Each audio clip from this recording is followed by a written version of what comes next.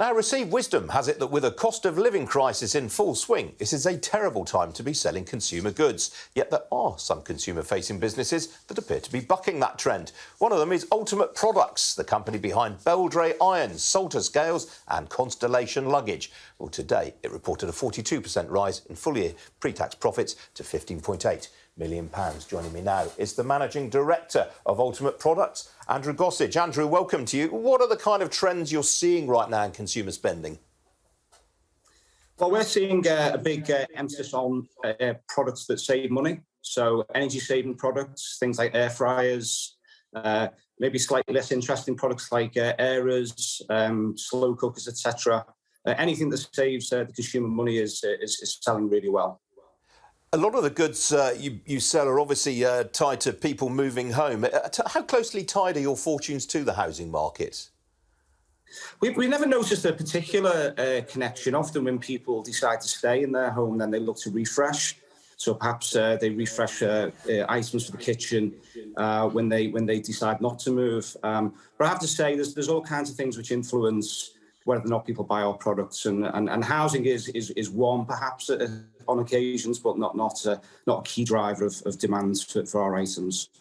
Now, you bought Salter, which I think is the UK's oldest housewares brand, in July last year. Has that lived up to expectations thus far? Yeah, very much so. It's a fabulous brand. As you say, 260 years old, famous for its scales, but we also sell cookware and kitchen electrical under that brand. We've done the job we promised to do. We've integrated it, and it's delivered its numbers for the first year. So delighted. What sort of congestion are you seeing in the supply chain right now? Is that still an issue? It's easing as an issue. We're not back to normal, but compared to 6-12 months ago, it's much more straightforward. Shipping, for example, shipping rates 12 months ago were as high as $18,000 for a 40-foot from China.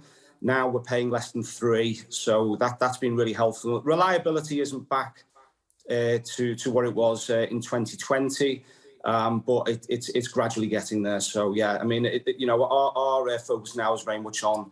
We spent the last 2-3 years with sort of navigating supply side challenges. Obviously, what we're facing now is a demand side challenge. You mentioned China just now. You've obviously got a big office and showroom in Guangzhou. Has that been prone to a lot of COVID-related disruptions recently? Yeah, well, it was. We had to close it last week for a lockdown. Luckily, we'd already asked the guys to work from home because we did get a sense it might happen. I think China's going to be opening and closing on a regional or local basis for the foreseeable future. Really, our UK buyers haven't travelled to China since October 19, and we expect they won't be travelling there perhaps till 2024 at the moment.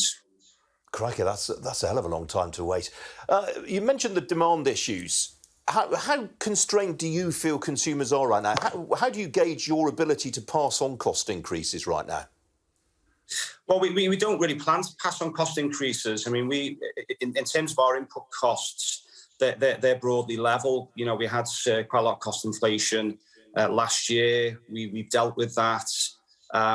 We are seeing some cost inflation from currency, obviously, but that's being offset by deflation on shipping. So yeah, I mean, we see our mission as to provide beautiful products for every home. We see ourselves as advocates of the squeezed middle. So our job is to make, through the value we deliver, is to make people's lives better, and no more important than at this time. But there's no question that for people now, it is a severe challenge. But the way we look at it is this: the market for general merchandise is going to be smaller. It is shrinking, but it still remains a massive market, and our job is to get a larger share of that market. We're still a relatively small player, so we're sort of gunning for market share. Andrew, before I let you go, I'm really keen to know the answer to this. You joined the business from Mersey Television, the makers of Brookside and Hollyoaks.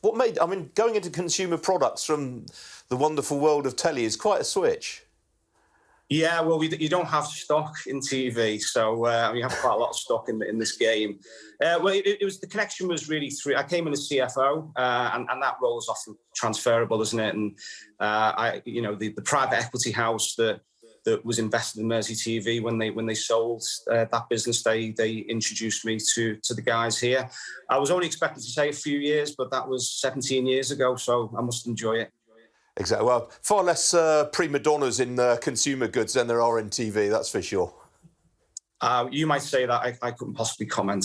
All right, I'll leave it there. Andrew, great to talk to you this morning. Thanks for joining me.